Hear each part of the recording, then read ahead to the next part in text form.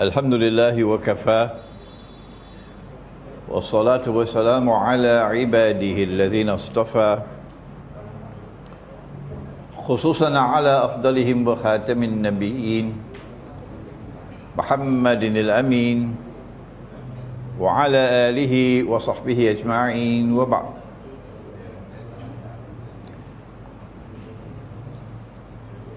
Respected Imam at the Surau Al-Amin in the district of Setapak in Kuala Lumpur in Malaysia, our respected Datu Rosli Sharif, and remember that name, Datu Rosli Sharif, who has worked overtime in organizing this, the second lecture I'm delivering here in this masjid on topics which are very important.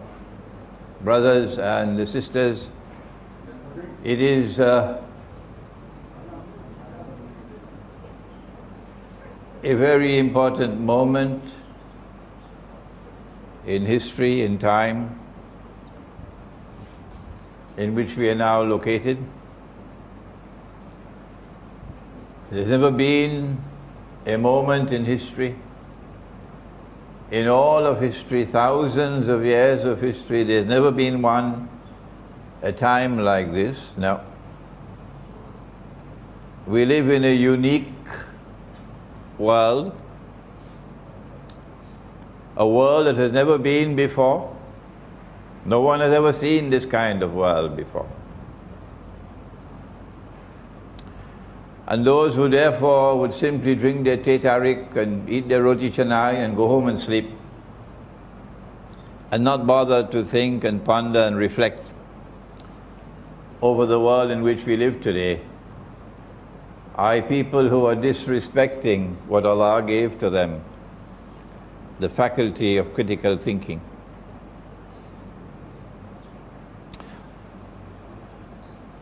It is our view that Islamic eschatology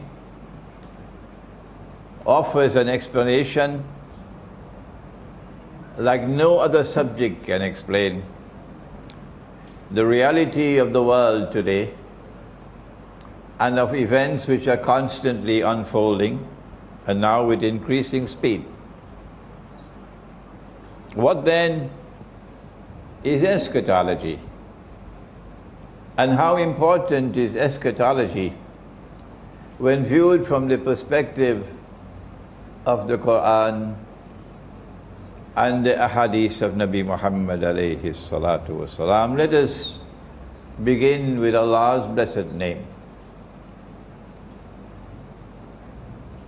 in attempting to answer these questions. What is eschatology?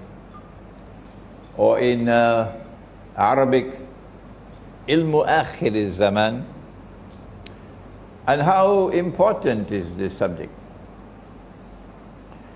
We speak slowly because it's the English language, and there are those who are not too familiar with the language, so you will bear with me as I speak a little more slowly than you are accustomed to.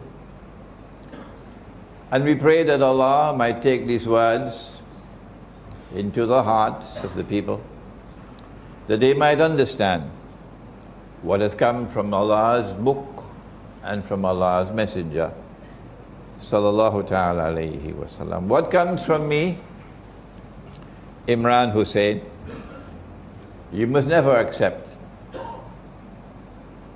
unless you are convinced that it is correct. Nabi Muhammad sallallahu ta'ala alayhi wa sallam has just performed the Hajj. It's the first and it's the last Hajj. And after the Hajj, shortly after that, Allah sent down revelation in which He said, بعد أعوذ بالله من الشيطان الرجيم اليوم أكملت لكم دينكم وأتممت عليكم نعمتي ورضيت لكم الإسلام دينا. This day we have perfected for you your way of life, and we have completed this favor which we have bestowed upon you, the religion, the deen of Islam, and we have chosen Islam for you as your deen. So we assumed, naturally so, that this is the end, because it's finished, it's completed, it's perfected. What can there be after this? But no, there was a surprise waiting for us. Nabi Muhammad alayhi salatu wasalam returned to Medina, and he'll never see Makkah again. This is the last time he'll ever see Makkah. There are only 81 days left in his blessed life. And after his return to Medina, two things happened. First of all, even though the religion is perfected, the task is completed, Allah sends down one more revelation.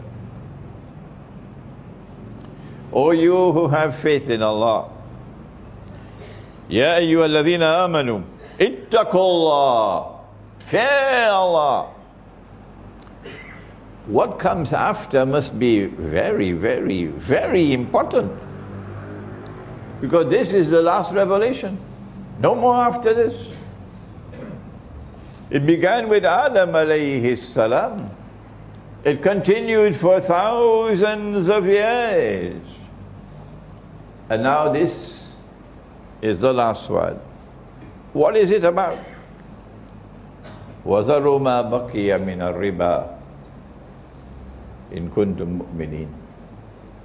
The last revelation is on riba. It is the most dangerous of all subjects. It is a poison which, if it enters into your community, your system, would suck you dry, would so weaken you that you become powerless to resist, would enslave you. That's riba. And yet, we never hear a khutbah on riba. Maybe someone should call on the phone to those who write the script for the Salatul Jum'ah, the khutbah, and which are then read out. This never happened before. This is bid'ah. This never happened before in history. The khatib had to read a script which was written by somebody. But whoever is writing it, perhaps someone could call him and tell him, oh, why don't you write a script on riba? Because you never hear a khutbah on riba. But this is the last revelation. And in this last revelation, Allah says, if you do not desist from riba, then take notice of a declaration of war from Allah and from His Messenger. If Allah is at war with the money lender, today he's called a bank. If Allah is at war with him, the money lender, and if the Prophet alayhi salatu wasalam is at war with him, the money lender, I have news for you. You are also at war with the money lender. Did you hear that? So if you are at war with the money lender, we should see some warrior-like responses from you. On riba, at least begin to study the subject. But the fact that this revelation came down when it did is the mother of all warnings. But then something else happened, which is the subject of our topic today. We were sitting in the masjid, and the Prophet alayhi salatu wasalam is sitting with us. And a man enters the masjid, he's dressed in all white, his hair is all black, but no one knew him.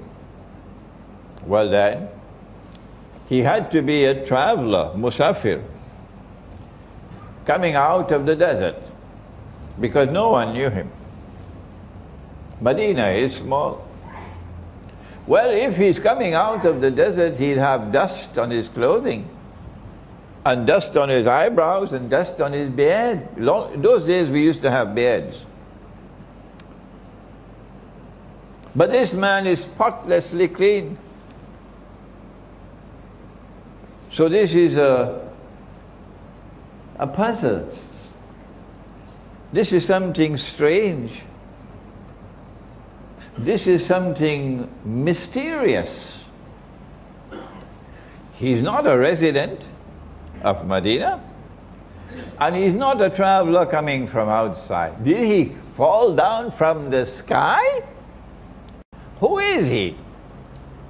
It's mysterious. It's mystifying. It's a moment never to be forgotten. It turns out, eventually we learned that this was Jibreel alayhi salam. And Allah sent him in human form in front of everybody. It's the first time in history that Jibreel alayhi salam appears in human form in front of a whole gathering. Never before. First time. And he came to ask 5 questions. And they're divided into 2 parts. In the first part, he asks what is Islam and what is Iman and what is Al-Ihsan. But in the second part, he asks, when will the last hour come? And what are the signs of the last hour? This is Ilmu Akhir Zaman, the second part. In answer to the first question, when will the last hour come? He replied and said, the one who is being questioned has no more knowledge than the one who is questioning. I mean, I know who you are. And I know what you know. So let's leave that subject. The one who is being questioned has no more knowledge than the one who is questioning. Meaning, I have some knowledge and you have some knowledge. And then came the last question. What are the signs of the last day?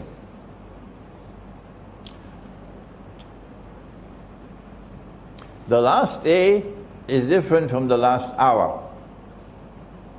The last hour will come like the twinkling of an eye, so suddenly, and that's it.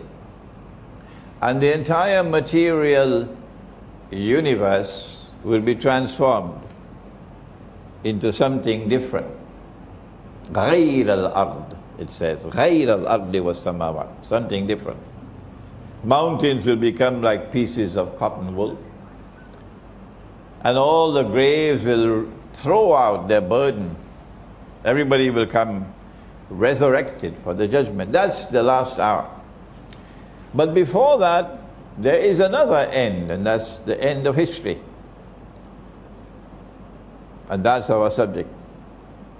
When will the world end? I don't know. Dato Rosli Sharif does not know. Your Imam does not know. The Prime Minister of Malaysia, I don't think he knows.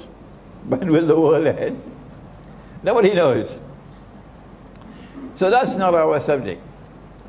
But the end of history is when truth will triumph over every rival in a glorious conclusion to the historical process. when justice will triumph over injustice and oppression, and the stars will smile on that day, and the oppressed will no longer weep. That is the end of history. That end of history is characterized by numerous signs. And these are the subject of study in Ilmu Akhir Zaman. And because Allah sent Jibreel alayhi salam at the very end of the life of the Prophet alayhi salatu wasalam, after this he dies. This is a sign from Allah that this subject is the most important of all. Do not neglect this subject. Ilmu Akhir Zaman.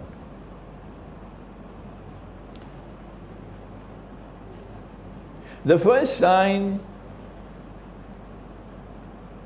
of the two was very easy to understand and to recognize.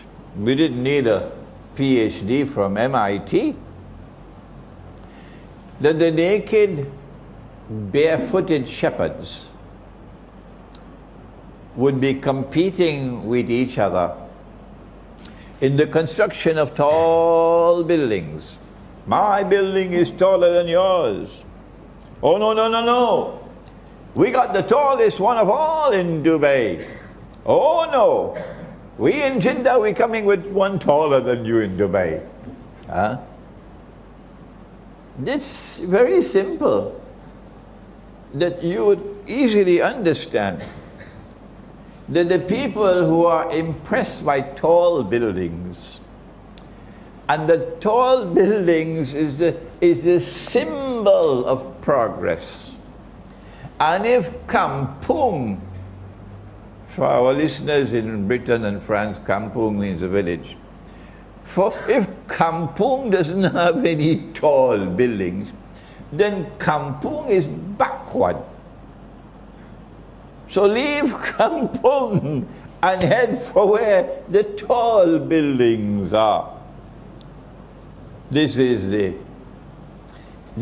the sign of a person whose intellectual acumen is that of a naked, barefooted shepherd.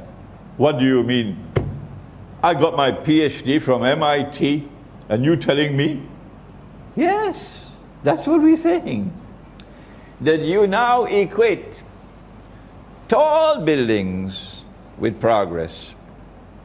You no longer consider what is in the heart to see, is he a man who speaks the truth? He never tells lies. That's important. Because our Prophet, Allah's blessings be upon him, said about Akhir Zaman, there would be great liars. People will have PhD in telling lies in Akhir Zaman. So if this is a man who is truthful, who is trustworthy, who when he gives his word, he keeps his word. If he is like, you know, Al-Amin, they gave him that name in Mecca. They called him Al-Amin because he was truthful. He never told lies. He was trustworthy. You could trust him. When he gave his word, he kept his word. This is no longer important, no. You no longer judge people by their character. No, you judge them by their bank account and by what car they drive and which suburb they live in, and how tall is the building. So this was a very easy sign of Akhir Zaman. But then came the second one. And this one was not the same. He said that you'd find that a slave woman would give birth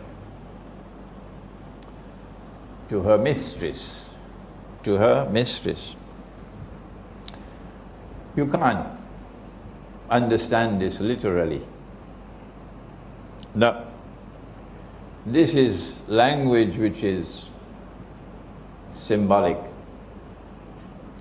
In the Quran, Allah has sent us revelation in which some of the ayat are muhkamat, plain and clear, and others are mutashabihat, that you have to interpret.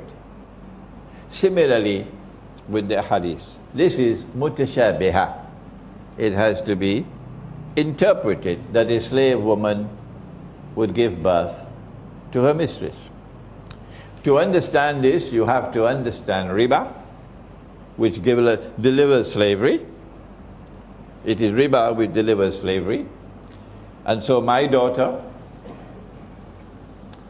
and your daughter is now a slave. That's what she is.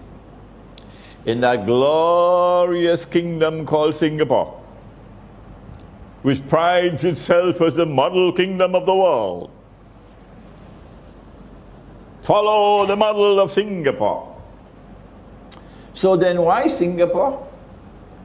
Why are you so shamelessly enslaving my daughter? As a maid, as a servant. She's the first to wake in the morning, Singapore. She's the last to sleep at night, Singapore. And my daughter works as a slave. She has no vocation, Singapore. And all that you studied in Harvard about the free and fair market, Singapore, you took it and threw it into the garbage bin. Shame on you, Singapore.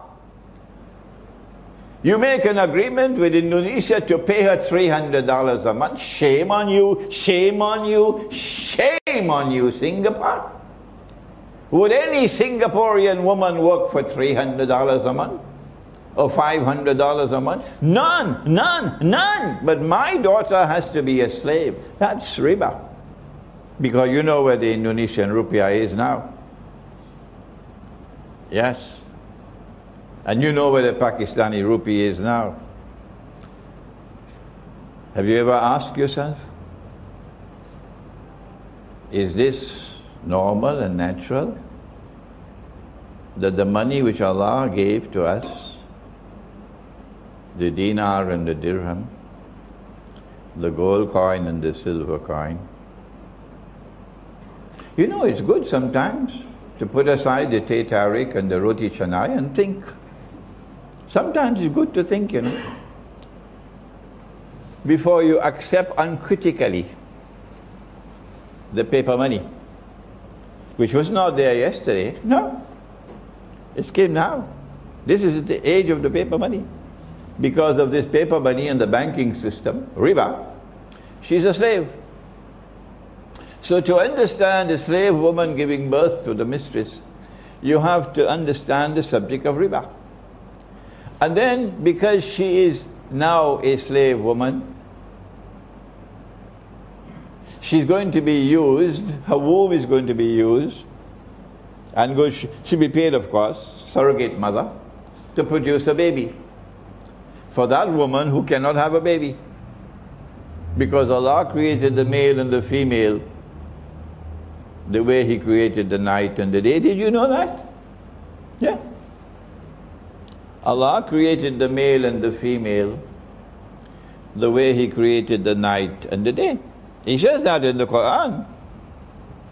And then having said that, He said, Inna sa'ayakum lashatta. You are functionally different. But in Akhir Zaman, they say that's nonsense. The Quran is nonsense. Anything a man does, a woman can do. And so the night can try to become day. It's called the feminist revolution. But in the process of the night trying to become day, she's pursuing her own career now. Very good, mashallah, mashallah. She's pursuing her own career. Nobody ever said you don't have any brains. Of course you have brains. Our mothers have brains, sometimes more than our father. Nobody ever said that you don't have brains.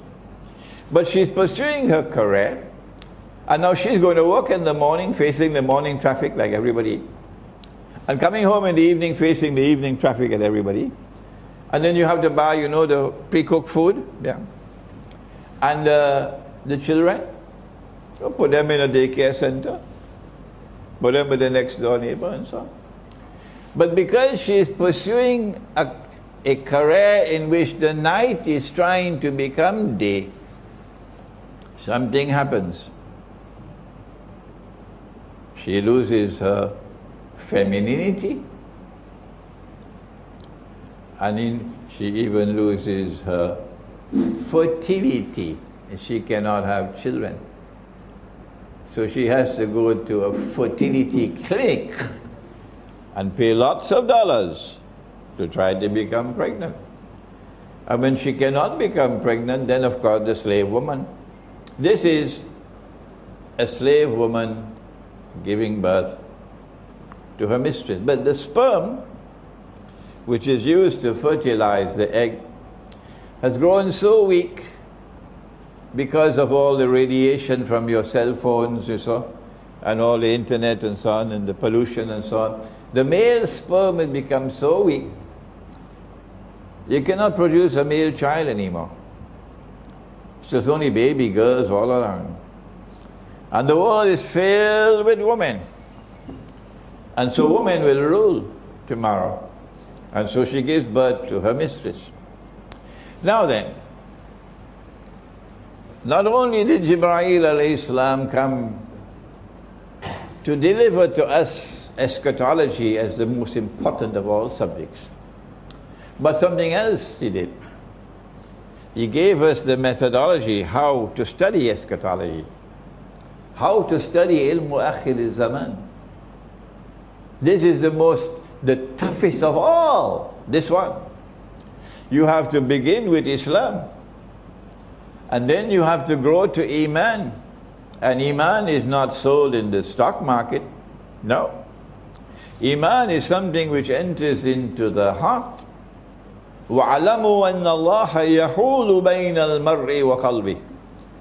Be conscious of the fact that Allah hovers between a man and his heart. Allah knows what is in the heart, whether there is Iman or not. But then something beyond Iman. You cannot study eschatology with only Iman. The angel asked, what is al-ihsan? And the Prophet replied, Allah's blessings be upon him, that al-ihsan is an ta'bud Allah ka'annaka tarah. That you should worship Allah as though you are seeing Him. An ta'bud Allah ka'annaka tarah. That you should worship Allah as though you are seeing Him. But wait a minute. Hold it. When Musa alayhi salam went up the mountain, he said to Allah, Arini, anzur ilayk, show me yourself, I want to see you. Show me yourself, I want to see you. And Allah replied and He said, Lan tarani, not possible, tabule, not possible, you can't see me. No, Musa alayhi salam, you can't see me. Now with these eyes, you can't see me.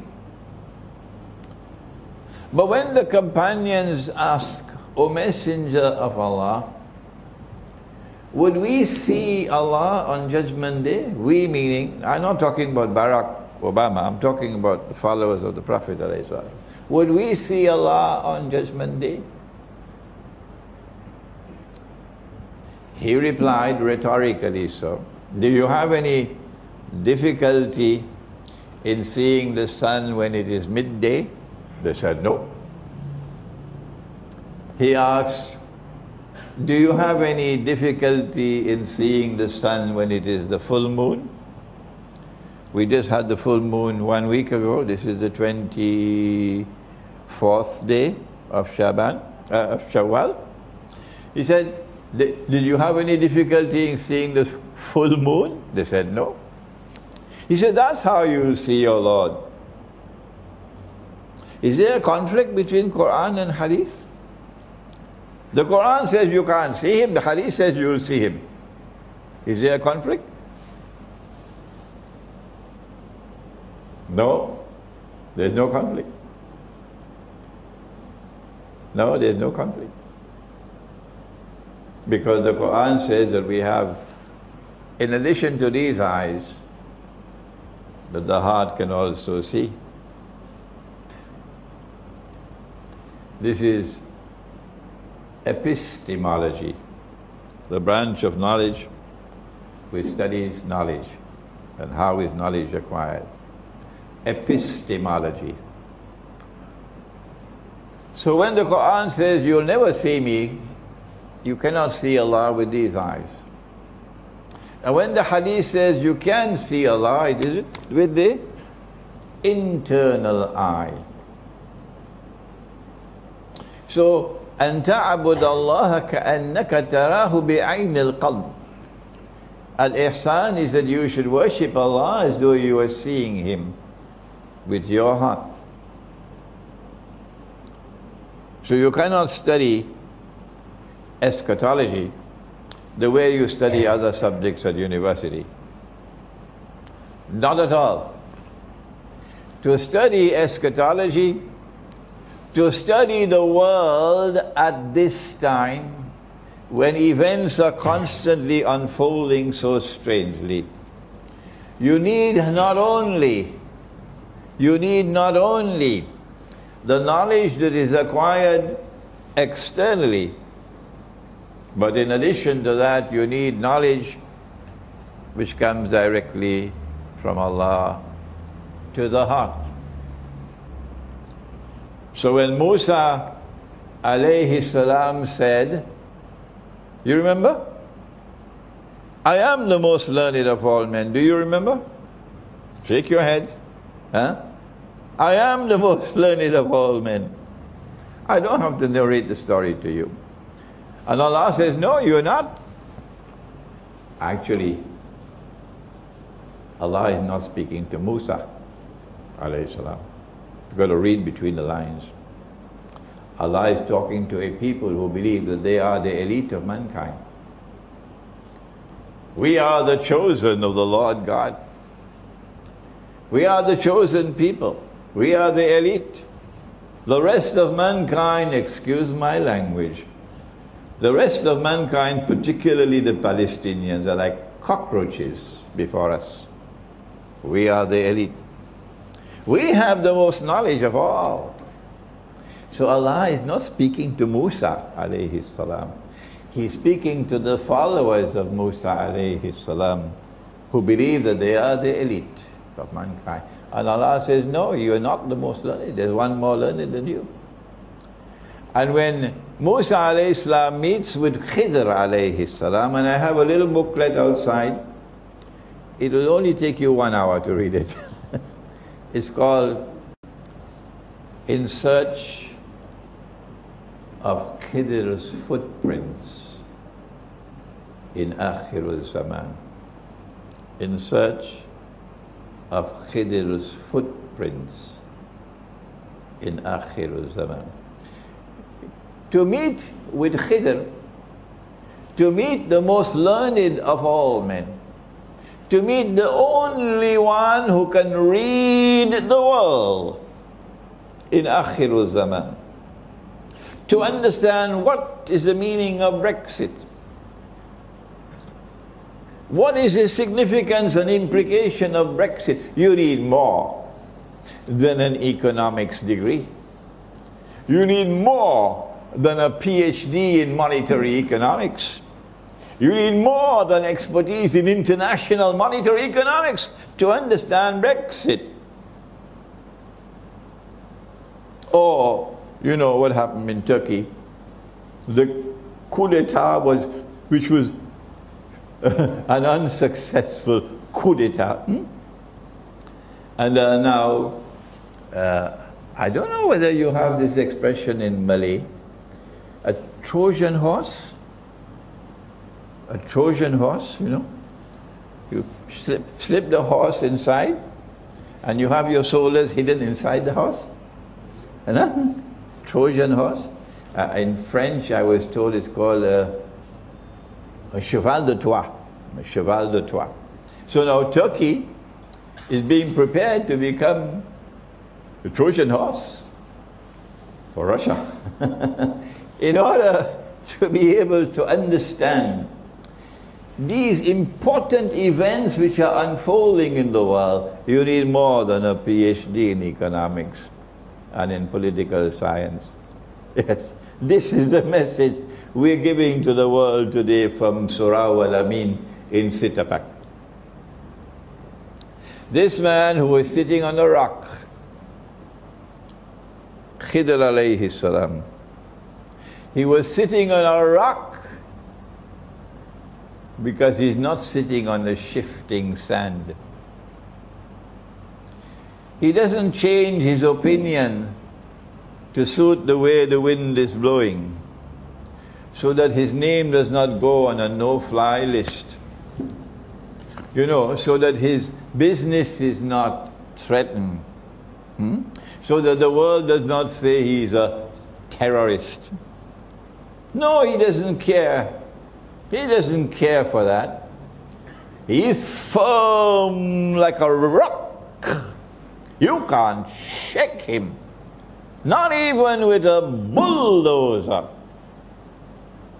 That's the kind of scholar you need in Akhir Zaman. Not the one who is concerned about maybe I lose my salary, I lose my job, I lose my promotion. The fellow who is preparing the paycheck might not prepare it for me if I give a wrong khutbah. He sits on a rock. That's the scholar you need if you want to penetrate Akhir Zaman. More than that, Musa alayhi salam, you know where to find him? You'll find him at Majma'ul Bahrain. You'll find him at the place where the two oceans meet. Is it Atlantic and Pacific? No. This is mutashabiha. The two oceans are the ocean of knowledge, externally acquired, and that you get from the universities, and the ocean of knowledge which is internally received, and that you'll only get if Allah puts nur in your heart. And nur is not sold in the stock market. And you cannot have nur in your heart if you tell lies, monstrous lies, shameless lies. These people got PhD in telling lies. They started long before 9/11. When 9/11 took place, I said, well, you know, there are three kinds of lies. There are normal lies, and then there are great lies, and then there's 9/11. I thought this was the biggest lie of all. But they've been constantly lying, shamelessly lying. And then go to church on Sunday morning and pretend to be a civilized people. So this man is to be found at the place where the two oceans meet. Majma'ul Bahrain. the ocean of knowledge externally acquired, and the ocean of knowledge internally received. And if you want to get knowledge internally, you must have nur in the heart. And that nur comes only when there is sincerity in the heart. The heart must be for Allah. There's a beautiful hadith. My teacher, Maulana Dr. Muhammad Fadlur Rahman Ansari Rahimahullah, gave it to us.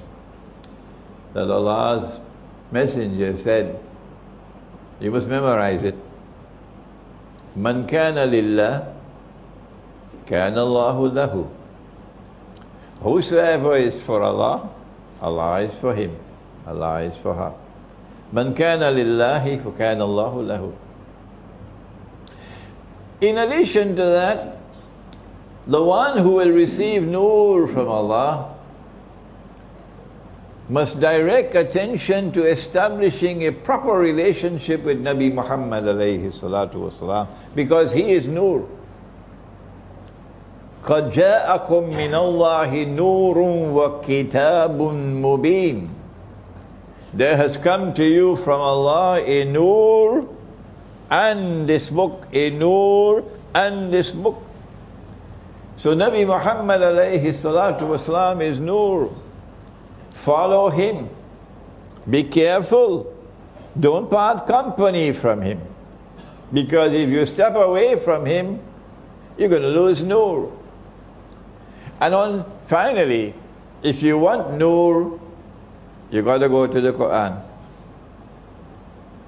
Allah is nuru samawati wal ard. And the Quran is the kalam of Allah.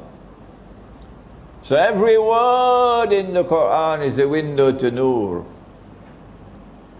If you're not reciting the Quran every day and completing the entire Quran from cover to cover at least once a month, how can you expect nur? Not only does this man have the two oceans of knowledge, but more than that, it is Majma'ul Bahrain. The two oceans come together to be harmoniously integrated. I don't think any university can do that. No. That you have two oceans of knowledge, and the two oceans come together to be harmoniously integrated as a whole. That is the most learned of all men. Khidr alayhi salam. So not only did the angel come to tell us how important is eschatology, or Ilmu Akhir Zaman, the angel also came to tell us what is the way, what is the method for studying this subject. When we look at the world today, we find, as I said earlier, that it is a unique world. There's never been a dunya like this before. And the most puzzling thing about this dunya today, and I have to speed up a little bit now, is that there is an actor at work on the stage of the world. And he is an actor who seems to have come out of nowhere. We had great civilizations. Babylon was a great civilization. The Aztecs in Mexico, a great civilization. China, a great civilization. Where did this fellow come from?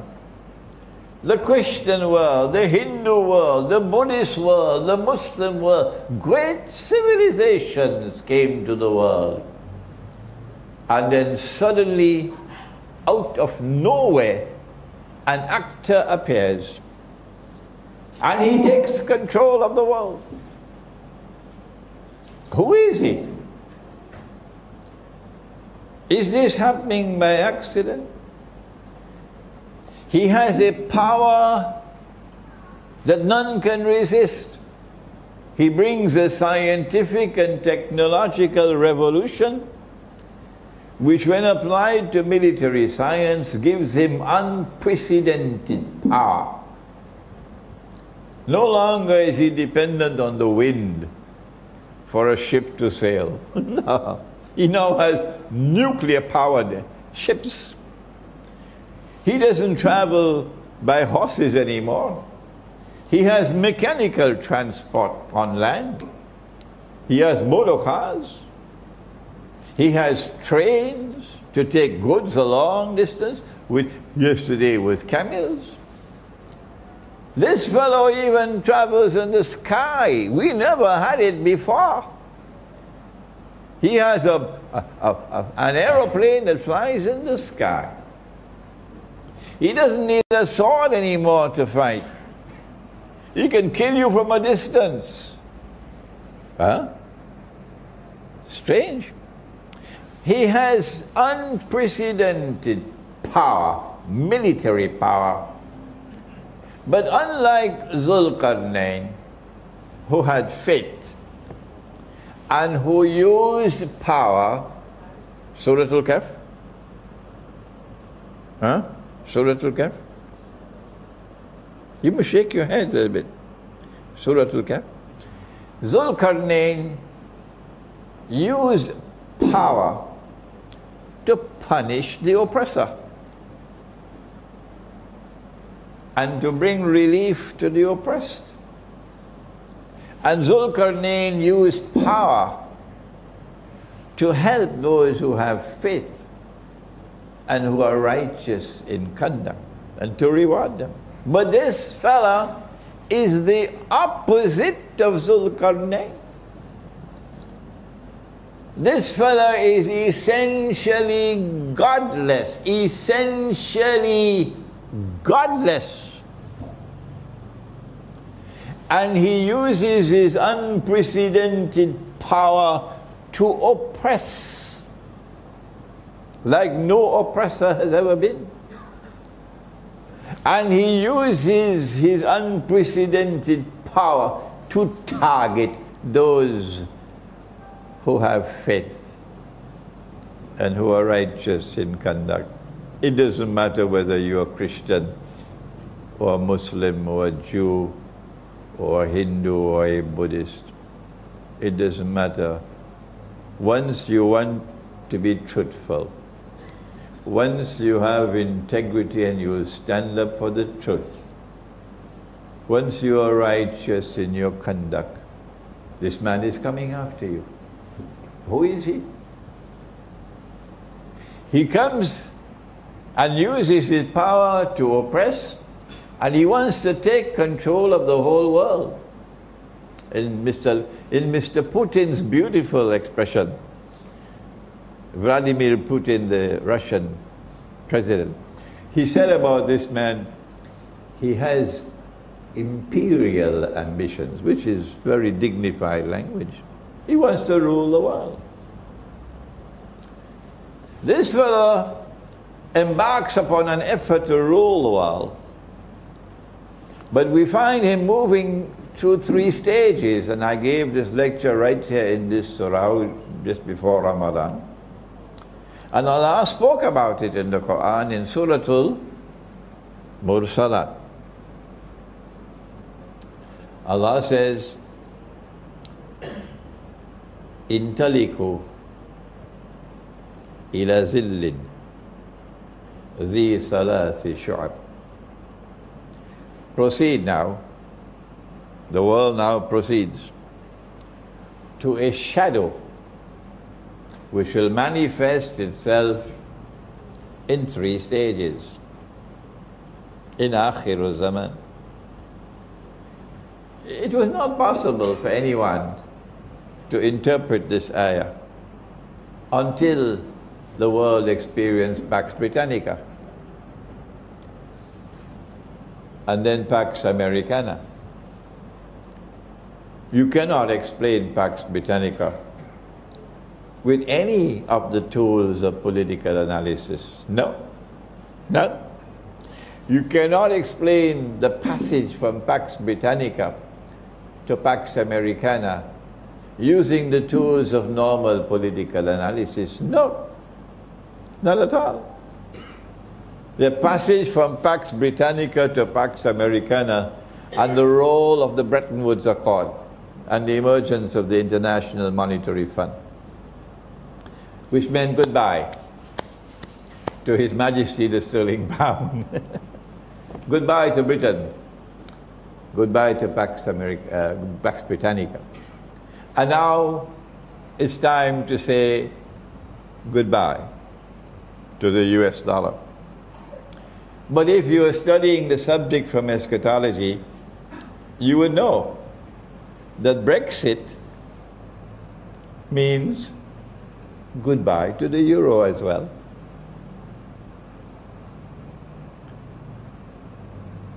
That we are now located at a moment in time when the entire monetary system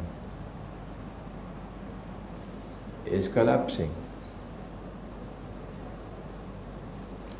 And the speed at which it is collapsing is frightening.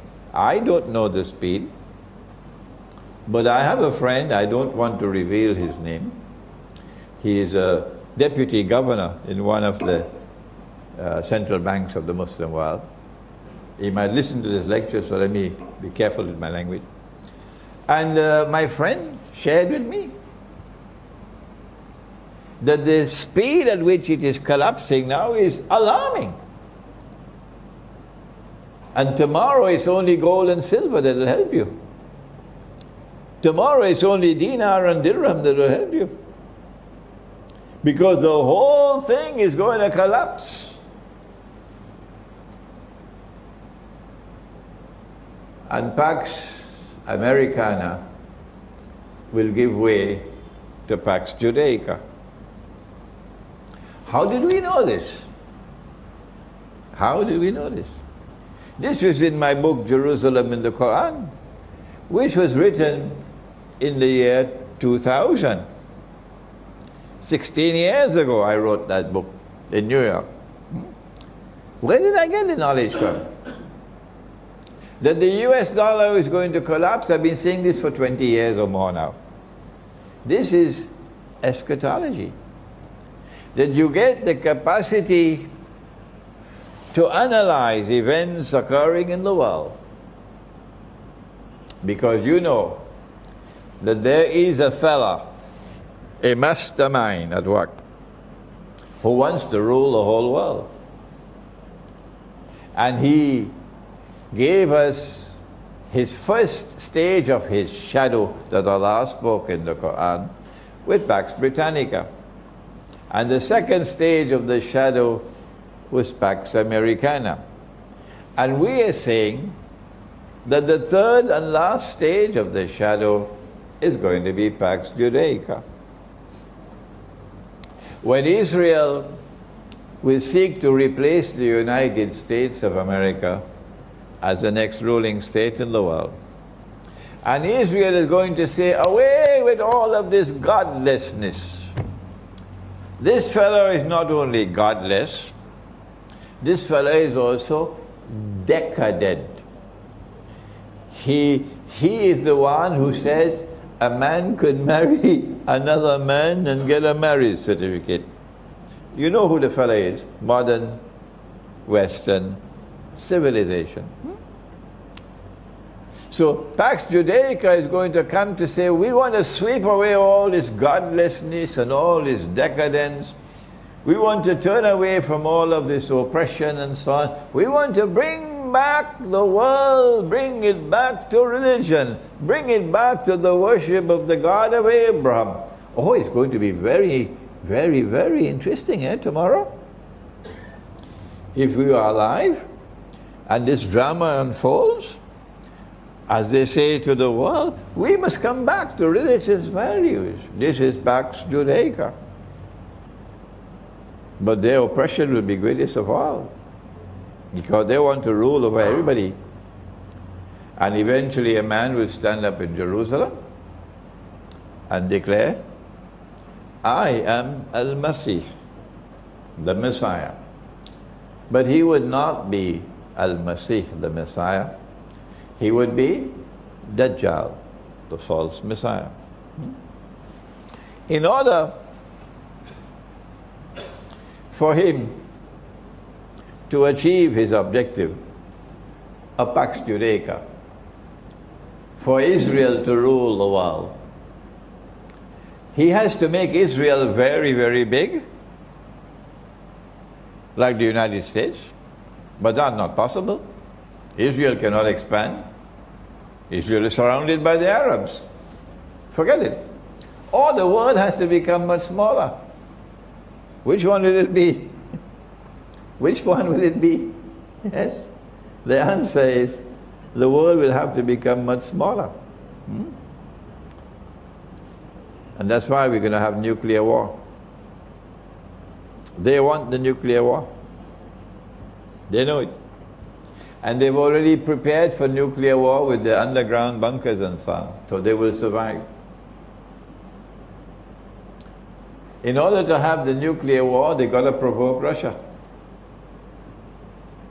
So Russia had to become a nuclear power. And that's why they transferred nuclear technology to the Soviet Union. Yes, so that the Soviet Union could become a nuclear power, so that tomorrow there could be nuclear war, so that the world will become small. Are you beginning to understand now what's happening in the world? Yeah.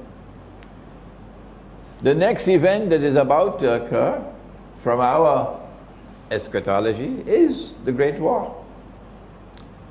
Let me quote the hadith that the Turkish government is not comfortable with.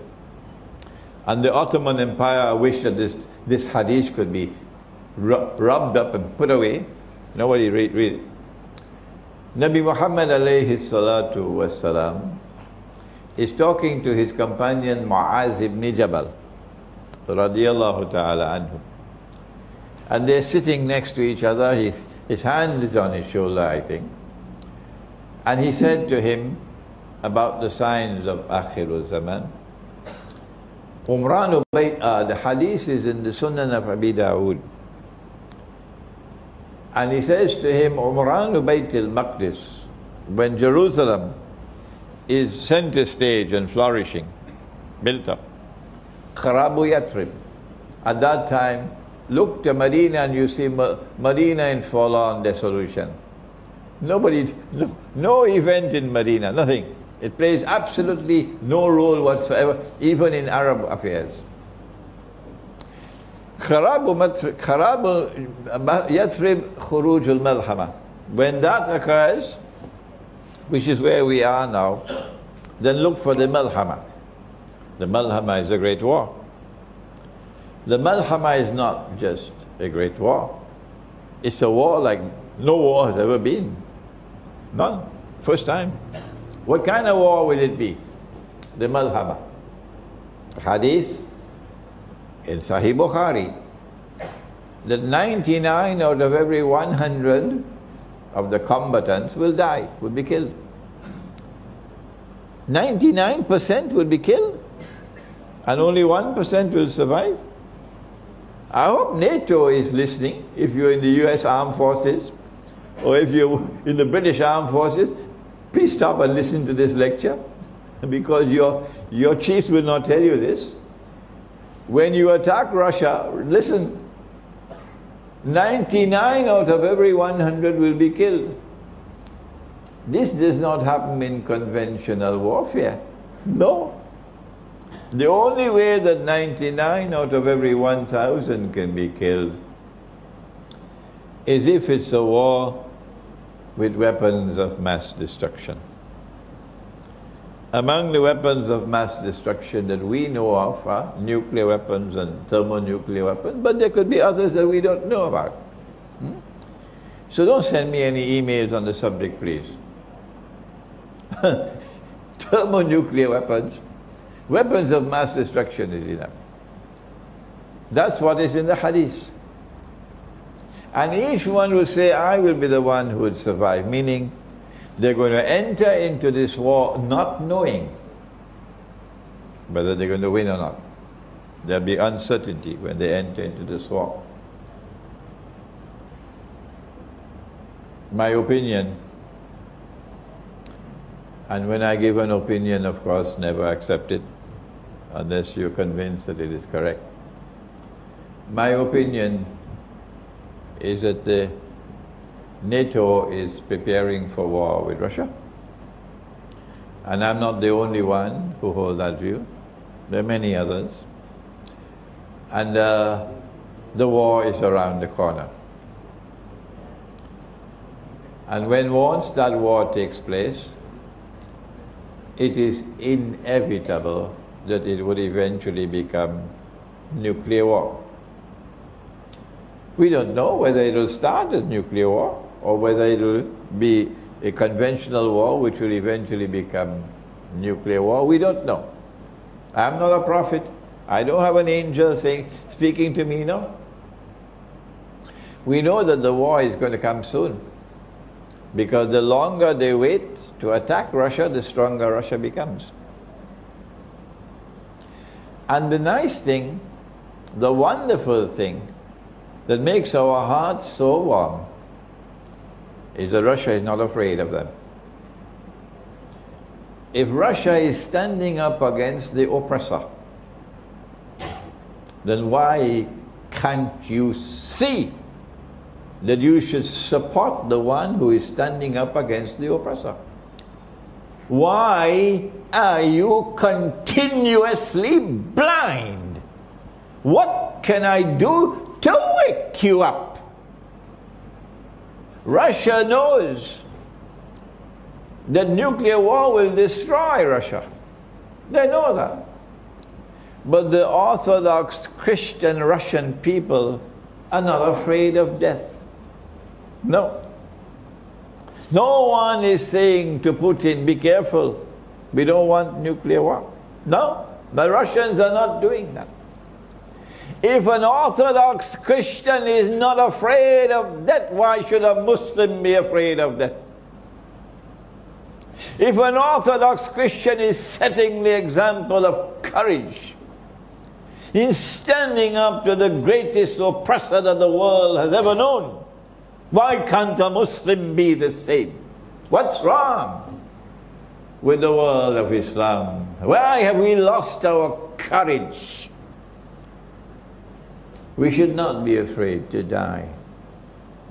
A Muslim is not afraid to die. And tonight, from Surah Al-Amin, we say to NATO, even if millions of us have to die, we don't mind. We want the oppressor to bite the dust.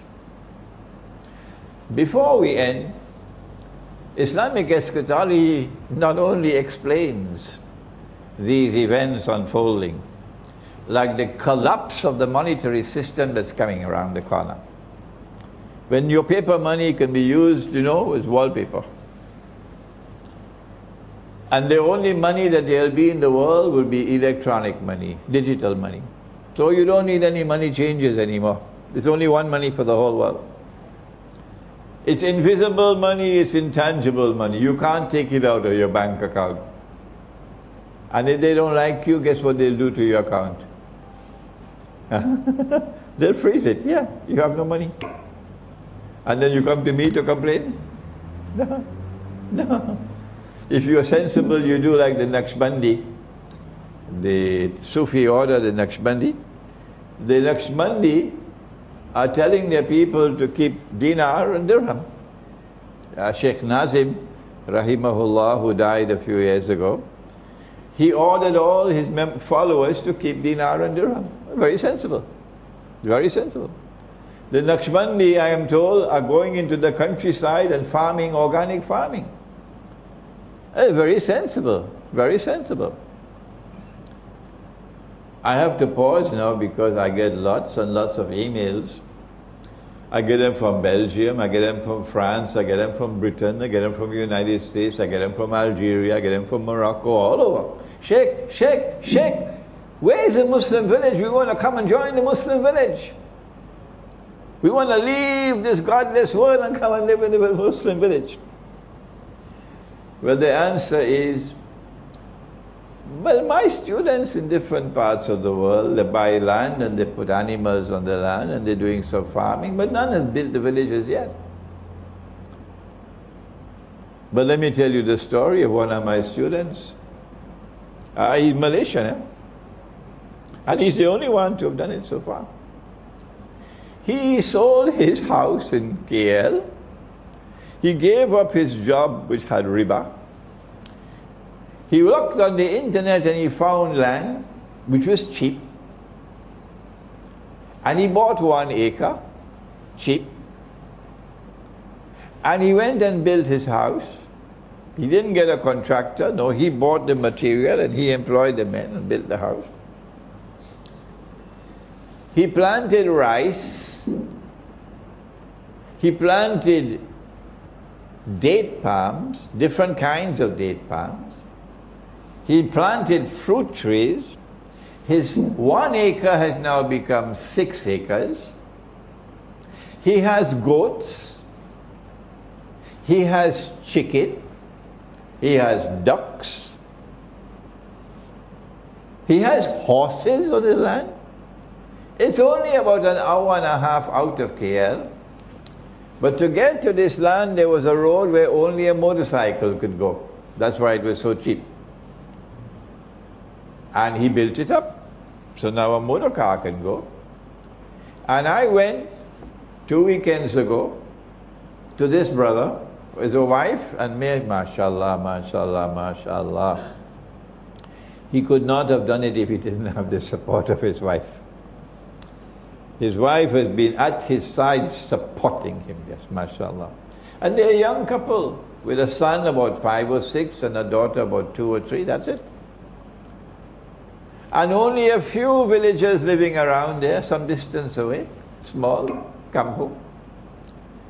But a beautiful spot where he is. And when you go there, you don't want to go back to KL. So why don't you do that?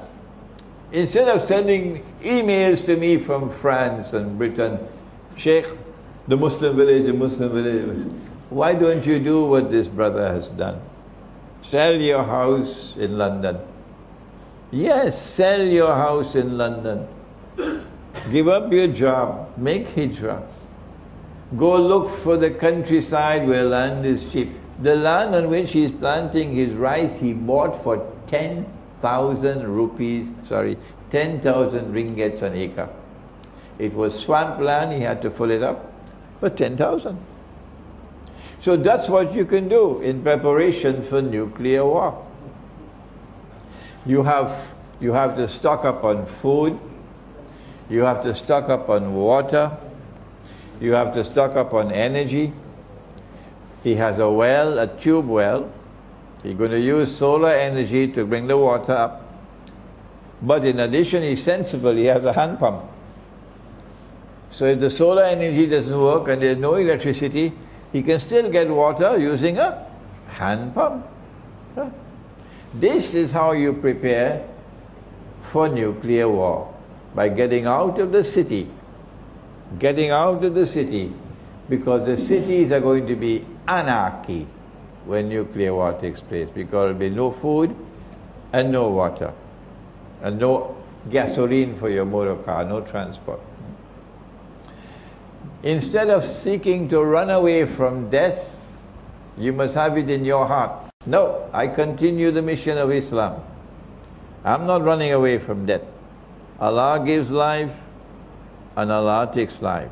But I have a duty to try to protect my family as best as I can, and that's why I'm moving to the remote countryside. Before I end, not only does Islamic eschatology explain the events which are unfolding in the world, like nuclear war, like the collapse of money and so on.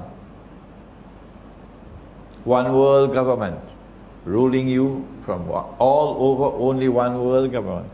Islamic eschatology also tells you what's coming tomorrow. And the most important event to come after the Great War, he said, sallallahu ta'ala alayhi wa sallam. He said, Khurujul Malhama. Who is he speaking to? Mu'az ibn Jabal. Hadith in Sunan of Abi Dawood. He said, Khurujul Malhama, Fathul Constantinia. That the next event to occur after the Great War or the Malhama would be the conquest of Constantinople. That is why they changed the name to Istanbul. Not only did these wicked people wicked people with a capital W, not only did these wicked people change the name from Constantinople to Istanbul to hide the subject, they did more than that. They prohibited the use of the name Constantinople. It's against the law. So tell Mustafa Kamal to get lost. And all those who honor him and respect him to tell him, get lost. Because if Nabi Muhammad alayhi salam used the name Constantinople, then it is Sunnah. And you cannot prohibit a Sunnah. You must be crazy. The conquest of Constantinople takes place after the Malhama. So it's a lie that they told 600 years ago, the Ottomans, that the Ottoman conquest of Constantinople in 1453 fulfilled the prophecy of Nabi Muhammad alayhi salam. That's a lie. The Malhama has not taken place as yet, Sultan Muhammad Fateh. Why are you lying like this? Yeah, you're a liar.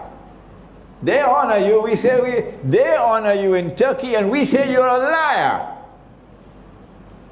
Because the conquest of Constantinople, prophesied by Nabi Muhammad alayhi salatu wasalam, is still to come. I know it's going to give headaches to NATO. I know NATO is scared now when they listen to lectures like these. Because this is Muhammad alayhi salatu wasalam speaking. This is not Nawaz Sharif speaking. It's Muhammad alayhi salatu wasalam speaking. What happens after the Malhama? What do? Those of us who die are the lucky ones. I hope and I pray that I am one of the lucky ones. We die. Even if you die before the Malhama, you are lucky. This is a nice time to die.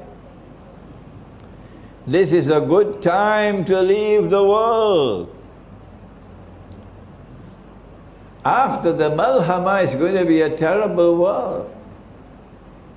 Those who survive the Malhama, I don't know how you're going to live.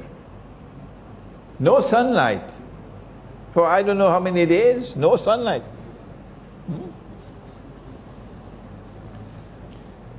But this is the message that we give from Islamic eschatology. And may Allah take these words of mine all over the world.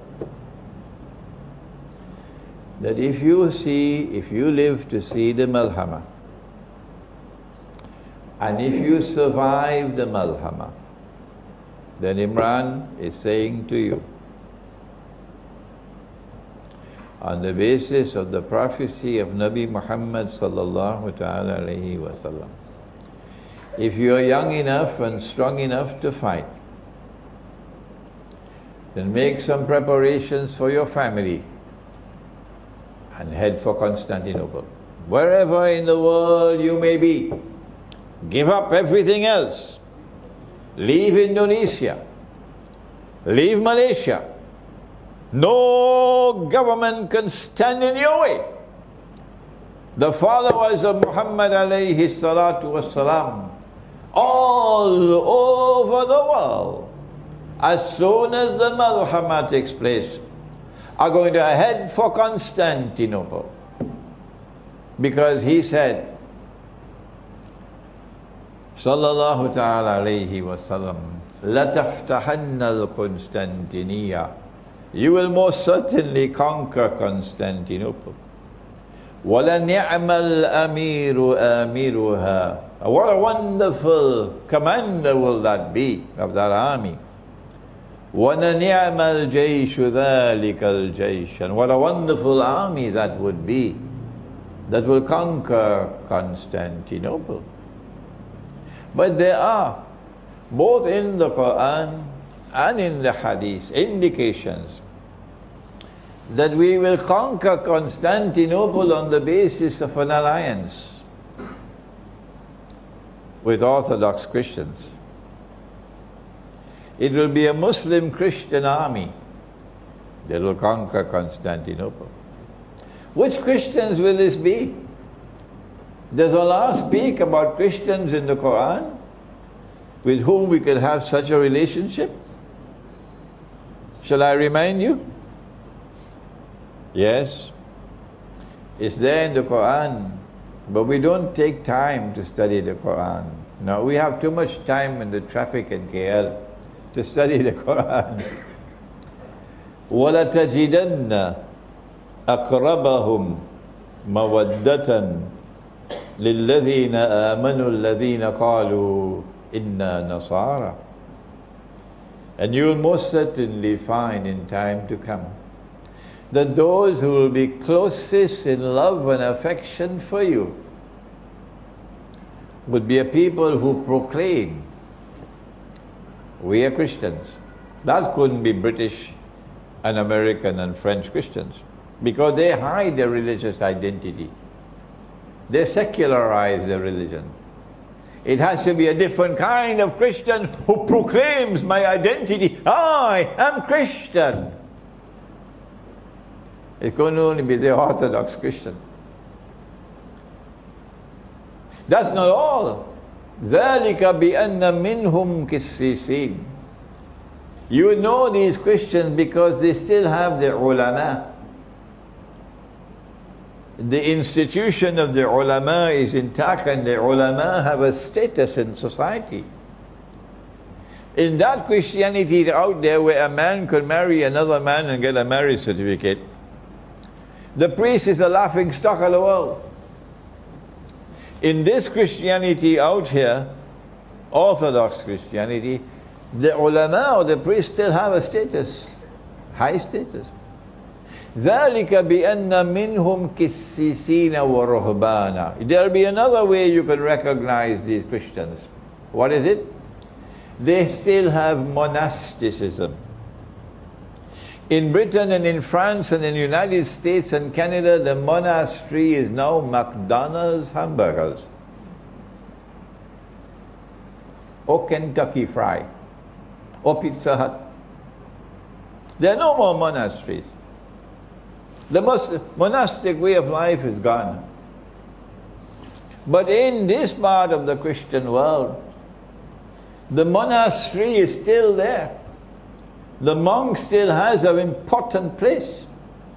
The monastic way of life is still treasured, which is why Kosovo is such a difficult problem. Because Kosovo is the heart of the monastic life of the Orthodox Christian.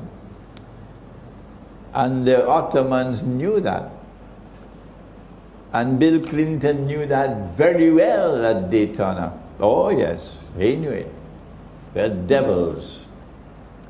So this is the Christian who will be the closest in love and affection for you. But one more thing by which you can recognize this Christian with whom you will make an alliance.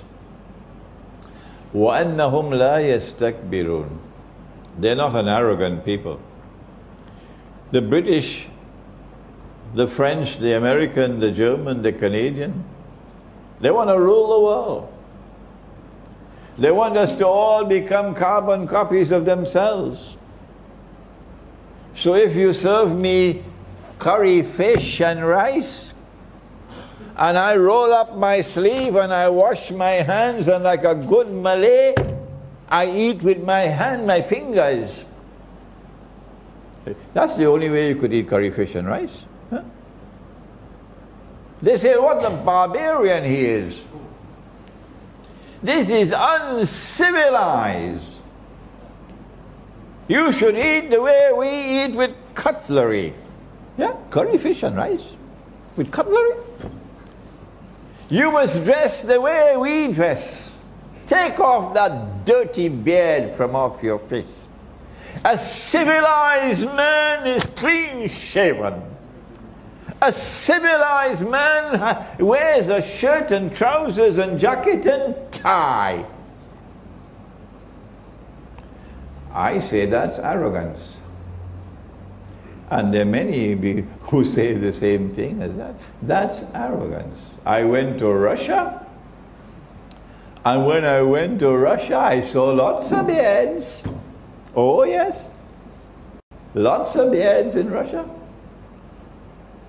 These are not an arrogant people. They don't want to rule the world. They don't want to transform all of mankind into carbon copies of themselves. وَلَن تَرْضَى عَنْكَ الْيَهُودَ وَلَن نَصَارَ حَتَّى تَتَّبِعَ مِلَّتَهُ. No, that's those Christians. These Christians are different. So Allah is telling you as plain as a billboard on the road to the airport. These are the Christians who in Akhir Zaman will be closest in love and affection for you. And you have to build alliances. He says that. He says, Al-kafiruna ba'aduhum awliya'u ba'd. The kuffar are constantly building alliances amongst themselves. Shall I repeat it? Al-kafiruna awliya ba'aduhum awliya'u ba'd. The kuffar are constantly building alliances amongst themselves. Illam taf'alu, if you do not do the same, if you do not reach out to build alliances with the non-Muslim people who are closest in love and affection for you, illam taf'aluhu takun fitnatun fil ardi wa fasadun kabir. If you do not do that, there will be fitna and great fasad in the world. Is it not time for us to listen to Allah? Is it not time for us to listen to the Quran?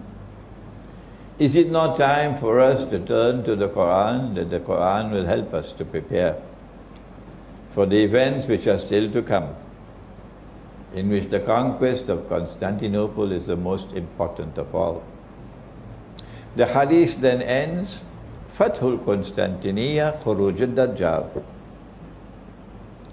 Which hadith?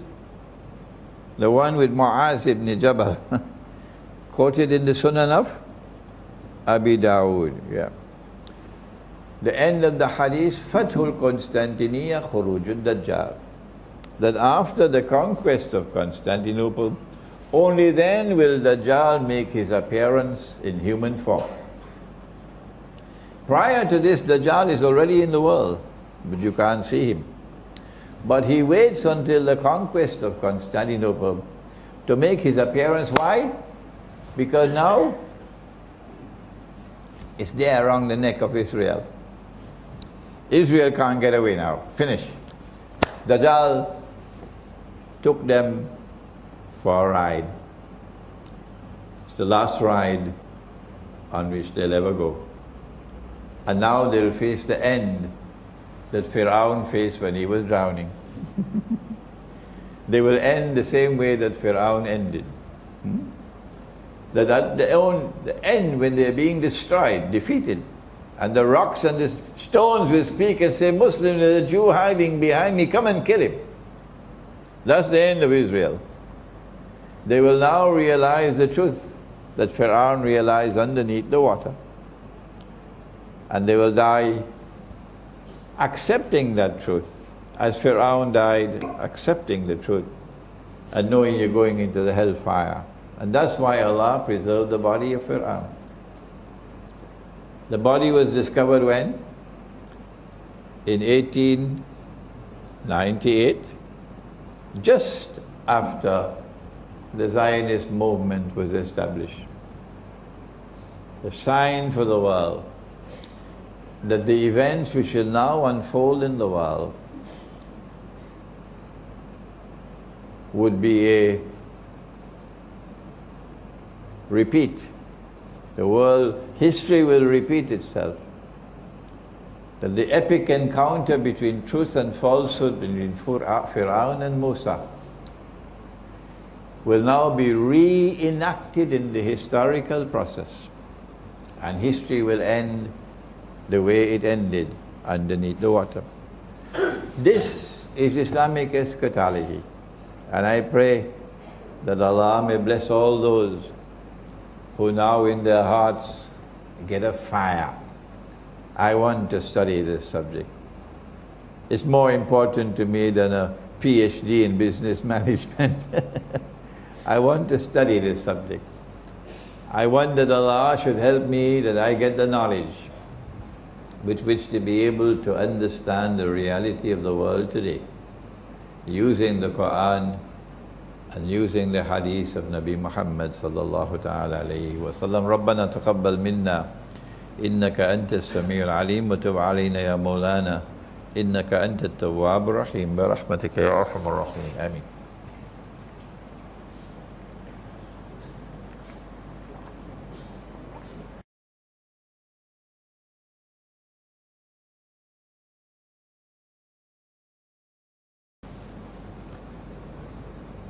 We have some time before Maghrib. Should we have questions? Okay. Dr. Rosli is in charge. And Dr. Rosli says you have a chance to ask any questions you want. Yeah. Number one. One? Oh, only one question. One.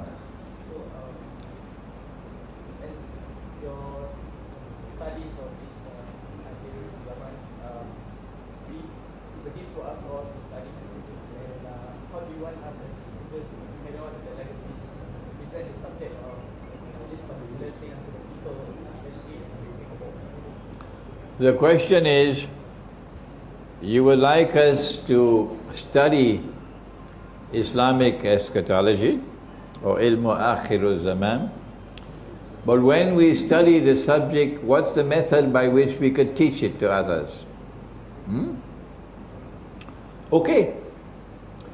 My latest book, just published 1 month ago or 2 months ago, is called Methodology for the Study of the Quran. I don't have a volunteer as yet to translate it to Bahasa, Malaysia. We have someone translating it to Bahasa Indonesia. So would Bahasa Indonesia work here? Huh? If we publish it, Indonesia? Because I'm not getting any volunteer to translate it to Bahasa Malaysia. But suddenly strangely I found many Malay people who know the English language prefer to read the English than the Malay. Yes. So I would suggest to you, study that book, Methodology for Study of the Quran. The method of teaching eschatology is different from other subjects, because Khidr alayhi salam made a distinction between the student who comes all puffed up, I am the elite of mankind, the Jews, Banu Israel. And Khidr alayhi salam said, you can't be my student. No. إِنَّكَ لَن تَسْتَطِيعَ مَعِيَّ الصَّبْرَ. You can't show patience with me. وَكَيْفَ تَصْبِرُ عَلَى مَا لَمْ تُحِطْ بِهِ خُبْرًا. And how can you be patient in respect of that knowledge which lies beyond your capacity to comprehend? How can you be patient in respect of knowledge which lies beyond your capacity to comprehend? وَكَيْفَ تَصْبِرُ عَلَى مَا لَمْ تُحِطْ بِهِ خُبْرًا. If you want to study with me, then my condition is, don't ask any questions. Don't ask me any question. A teacher doesn't teach that way. No. A teacher has to be showing and guiding his student gently and being patient with the student. But this Khidr is saying to Musa alayhi salam, don't ask me any questions. No, I will explain to you. Cutting him down to size. When you teach Ilmu Akhir Zaman, the methodology of teaching is that when you find people who are uncomfortable with you, who are in doubt concerning what you are saying,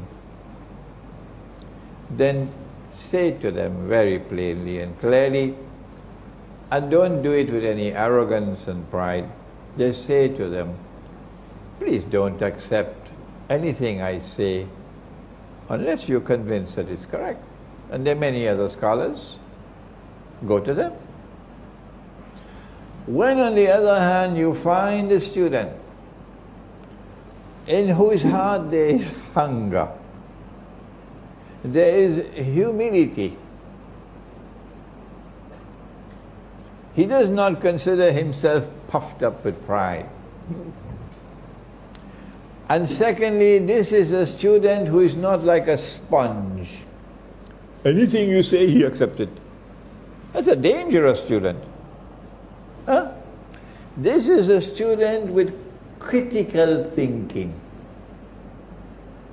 And he critically analyzes whatever is taught.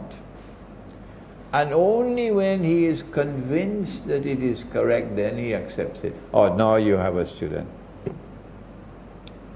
And when you find such students, then even if you have to spend your days and nights teaching them, this is the one to teach. Any more questions? Yeah. 1, 2, 3. 1, 2, 3. Yeah. I've got a question about, in my previous look into some of the hadith, I found that tidak by Imam talks a lot about some of the weird hadith at that time, but during this time it can be applied as implied that the nuclear war will happen somewhere in the future. I just want to know if it could, in that way, could be accepted as additional resources. No. The question is, he's speaking about a book of hadith, and he wants to know whether there's a reliable source of information. No. The methodology book will teach you. The book on methodology. My book entitled Methodology for the Study of the Quran. How do you approach the quest for knowledge? You go first of all to the Quran. Gog and Magog. And you want to know about Gog and Magog. And you go to one hadith, and the hadith says that only when Nabi Isa alayhi salam returns, at that time Gog and Magog, he'll kill Dajjal and Gog and Magog will be destroyed. So fine, full stop, that's it. Full stop. We don't need to study the subject anymore. Gog and Magog will only come at that time. That is disrespect for the Quran. And if you show disrespect for the Quran, you'll pay a price for it. No, you don't begin your study with a hadith. You begin the study with the Quran. And when you have studied all the data in the Quran concerning the subject, and you have brought them together in a harmonious whole, and that is not a task for schoolboys. You have to be more than a schoolboy to do that. Only then do you turn to the hadith. And when you turn to the hadith, if a hadith is in harmony with the Quran, you accept it. If a hadith is in conflict with the Quran, like you know, Nabi Muhammad alayhi salatu wasalam, wa na'udhu billah min hadha, married a child. He married a child. Yeah? That hadith is in conflict with the Quran, you reject it. If a hadith is neither in harmony with the Quran nor in conflict with the Quran, you accept it, but you give it a lower status. It does not have a significant role to play, a critical role to play in the pursuit of knowledge. Please study my book on methodology. Next one. And then you. Walaikum salam. Indonesia? MashaAllah. Oh, you're the one from Taiwan? Oh, very good. He traveled all the way from Taiwan to come to attend the lecture today, MashaAllah. Sorry, my question is out of topic. Actually, I'm asking regarding the issue of, just like the topic of escalating tension in South China Sea, between China, Malaysia, Philippines, and US, Japan, etc., etc. My question is, what is Sheikh's opinion regarding the Chinese role in the upcoming wars? I mean, in The question is, what is my opinion? One question at a time. I mean, the complete question is just like, is it correct that we interpret Chinese as so being as I read your book, you quote from Surat Al-Ma'idah 62, 20. Okay. The question is, what in my eschatology, my eschatological analysis, is the role of China in the coming Great War? And is there any reference in the Quran to support a role for China in the coming Great War? I do not find in the Quran any evidence pertaining to China directly. But the important thing for us to recognize is that in the Quran we have Qarnayn. Qarnayn in Surah Al-Kahf can mean two horns. And you don't have to send me any email to convince me it's two horns. If that's your choice, that's your choice. When I look at the word qarn in the Quran, I find that Allah always uses the word qarn to mean an age or an epoch, a generation. And so Qarnayn will be two ages or two epochs or two times.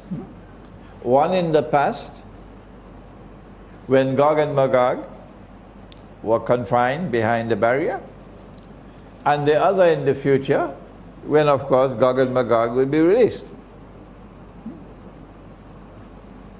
Zulkarnain used power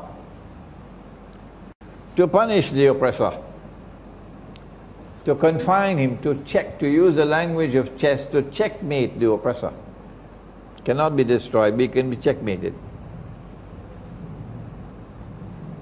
And in the second age, in the Qarnayn, which is to come, Qarnayn, the second age, will witness the same thing again. That the people in the region of the Black Sea, is the Black Sea in the Quran? Is the Black Sea in the Quran? Is the Black Sea in the Quran? Come on, somebody.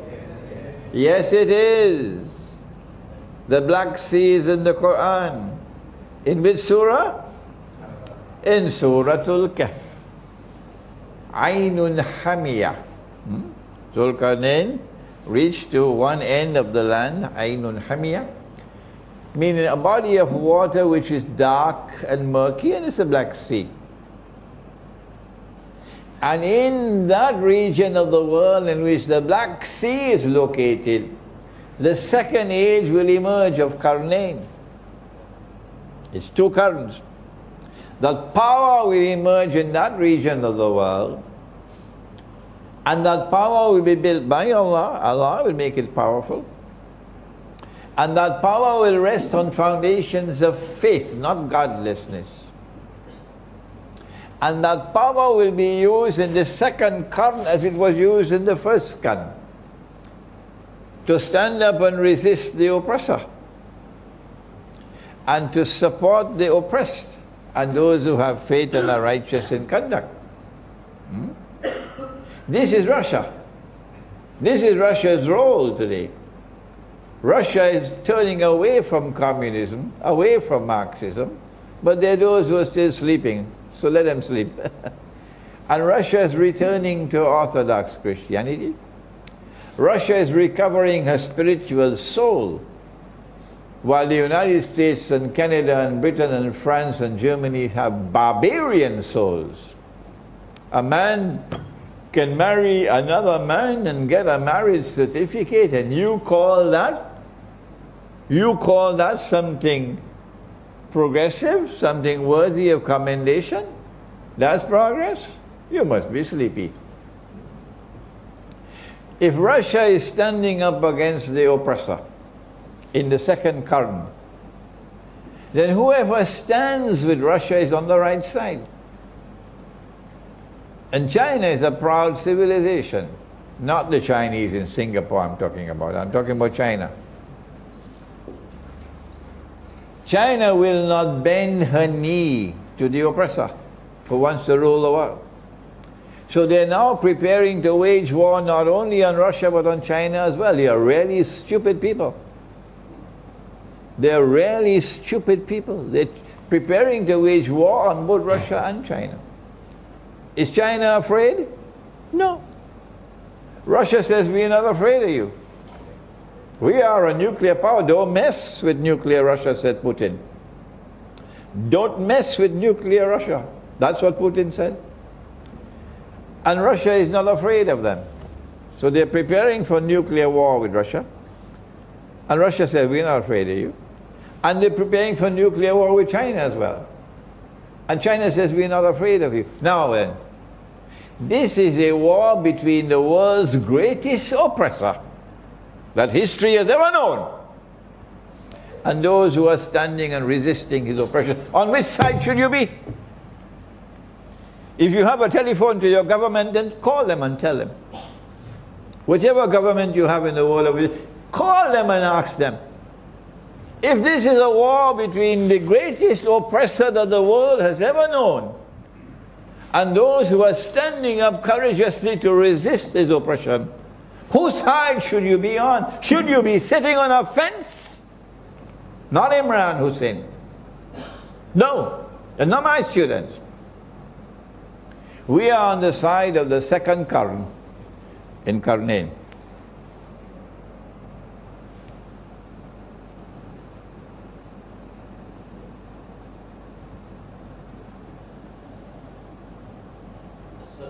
Waalaikum salam. You have always mentioned in many of your lectures about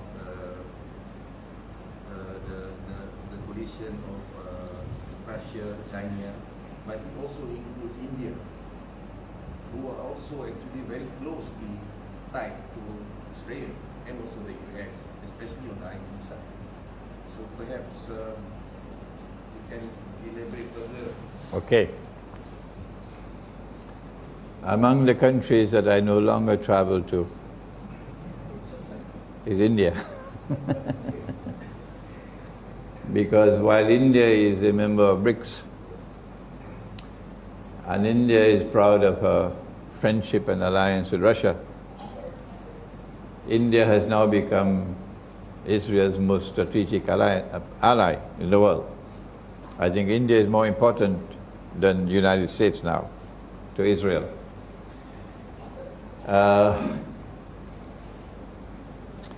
I quoted to you from Suratul Ma'idah, but I did not quote the whole ayah. I only quoted the second part, that you have to look for those who are going to be your allies. And I said the natural ally is the one who is going to be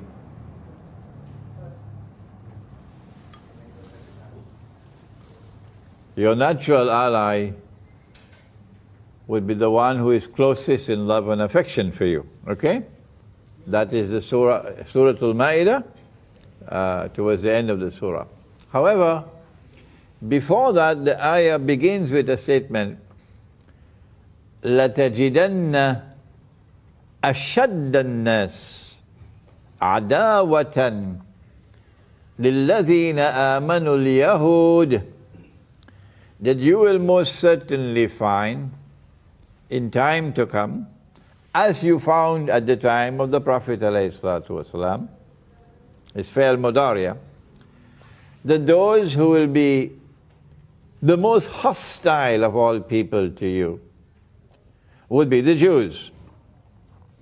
This happened in the time of the Prophet ﷺ, and then for 1,000 years after that we had no problems with the Jews. No, we protected the Jews in our civilization. And then came the emergence of the Zionist movement at the same time when the body of Pharaoh was discovered. And now the Jews have become the people with the greatest hatred for us, exactly as Allah said in the Quran. But He goes on to say, وَالَّذِينَ أَشْرَكُوا, that in addition to the Jews, there will be another people who will have the greatest hatred in their hearts for you. Now, while there are Hindus whose hearts are not corrupted with hatred for Muslims, while there are Hindus who are sincerely, I don't blame them at all, sincerely puzzled and troubled with 800 years of Muslim rule over Hindu India. And they cannot stomach it. If I was a Hindu, I would also be tremendously troubled over 800 years of Muslim rule over India, because it was not Islam. It was Islamic imperialism ruling over India. And I would oppose it. If I were a Hindu, I would oppose that Muslim rule over India. And if I were an Orthodox Christian, I would hate the Ottoman Empire. Oh yes. And hate Islam, because this is Islam, Ottoman Empire. If I were an Orthodox Christian, I can't blame the Orthodox Christian for his hatred for Islam because of what the Ottoman Empire did. And I can't blame the Hindu as well, because what these Muslims did, the Mongols, was to impose Islamic imperialism upon India. So yes, you have to make a distinction between those Hindus whose hearts are troubled by this Muslim imperialism, but who are a people who do not have that genital hatred for Islam inside of them. There are another Hindu people who are like that. And Allah is referring to these Hindus. The same way as in Britain, in France, in Germany, you find Christians who are decent people. Yes. You find Christians who don't like what the government is doing at all. And then you find other Christians who are very, very much steeped in hatred for Islam. So Allah is saying in the Quran that in addition to Al-Yahud, there will be another people who will show the greatest hatred for you in Akhir Zaman, and these are people of Shirk. Hindu India, that part of Hindu India which is hostile to Islam, falls in that category. Any more questions? Yes? Last question. Last question. Okay, last question. My name is Bakhtiar. I'm from Uzbekistan. Uzbekistan. MashaAllah. We have someone else from Uzbekistan here today. Yeah. I would like to say that I witnessed the time that I was born during the Soviet time here, and I witnessed the time that the post-Soviet era also. My question is regarding the fight of Constantinople. Is it going to be that the Muslims will fight each other? Because currently Constantinople Istanbul is the Turkish people, and the majority of the Muslims that ally to Russia is also Turk Muslims. As well as we Muslims, we are used to the Turkish tribes. There's the Kazakh people, they are also Turks. Majority of half of Russia is actually Turk Muslims. Is it going to be that the Turks will be fighting each other, or Okay. is it going to be that some NATO going to take over Istanbul? Okay, I'll explain to you. To answer your question again, you have to go to the Quran. Always go to the Quran. Allah speaks in the Quran in Surah Al-Ma'idah. And He says, Ya ayyuhalladhina amanu, O you who have faith in Allah. La tattakhizul yahuda wal nasara awliya. Do not take the Jews and do not take the Christians as your friends and allies. Question. Is Allah speaking about all Jews and all Christians? Answer, no, couldn't be. Because in other parts of the Quran, he said the Christians are going to be the closest in love and affection for you.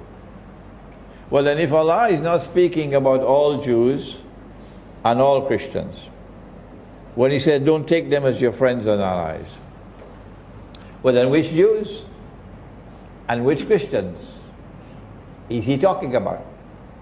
When he said don't take them as your friends and allies, the answer to that question is in the words which follow. بَعْدُهُمْ أَوْلِيَاءُ بَعْضٍ. Do not take such Jews and do not take such Christians as your friends and allies, who themselves become friends and allies of each other. The Quran is anticipating a time which is to come, when one part of the Christian world and one part of the Jewish world would mysteriously reconcile and become friends and allies. When that happens, you are tell this to the Turkish Prime Minister for me, no, the Turkish President for me. If you have a telephone call, call him, tell him. Because he doesn't know the Quran. When that happens, you are prohibited from maintaining friendship and alliance with those people. Has that friendship and alliance emerged today? Is there a Judeo-Christian alliance in the world today? Yes, it is. The only ones who can't recognize it are those who drink in Teh Tarik and eat in Roti Canai and going home to sleep. The rest of us know it. It's a Zionist Judeo-Christian alliance. And they control power in modern Western civilization. Not the French people, not the American people. No. That Judeo-Christian alliance controls power in modern Western civilization. And NATO is the military arm. They're not going to like me in Kosovo. They're not going to like me in Bosnia. They're going to like me in Macedonia. They're not going to like me in Albania. But this is the truth. This is the truth. This is the Quran. So it's time for Albania to wake up, and Macedonia and Bosnia to wake up, and tell Bill Clinton to get lost. And tell that to Kosovo as well. If you turn to that Judeo-Christian alliance with friendship and alliance, what's the price you pay?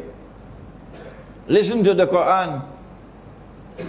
The Quran is absolute authority. You can't challenge the Quran. No. Allah says, وَمَنْ يَتَوَلَّهُ مِنْكُمْ فَإِنَّهُ مِنْهُمْ. Whosoever turns with friendship and alliance to them, you belong to them, not to us anymore. So this is not a civil war between Muslims and Muslims. You have left Islam. When you join NATO, and you are proud and happy to be a member of NATO, and now you're becoming NATO's Trojan horse after the failed coup d'etat. He knew the coup d'etat was coming. He knew that Fethullah Gulen was part of it. He knew that NATO was a part of it. He knew all of that. And he knew that the coup was going to fail, so that he could have a chance now to wipe out all the opposition there is to him in Turkey. So that Turkey is now strong without any internal opposition, so that Turkey can now play a strategic role in anticipation of the war against Russia. We are not fools. Erdogan should know we are not fools. And I hope Putin knows that this is a Trojan horse.